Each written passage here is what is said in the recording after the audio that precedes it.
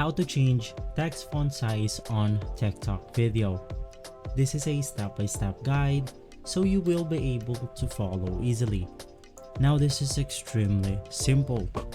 All you have to do is to open up TikTok right here. And once inside TikTok, you want to click on the plus icon to upload your own video. In here, you can just go ahead and use your camera, or you can upload a video from your gallery. In my case, I'll just go ahead and film a quick video right here. We can then go ahead and add our text by clicking on that button right there. And inside, I'll go ahead and insert this example text.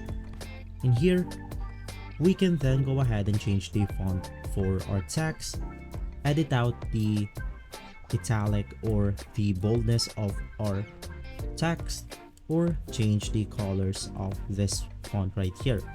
Now to go ahead and resize your text font, you can just go ahead and pinch the screen just like how you want to zoom in into your phone.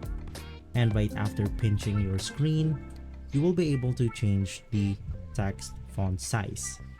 So guys, if this video has been helpful for you, please consider by liking and subscribing.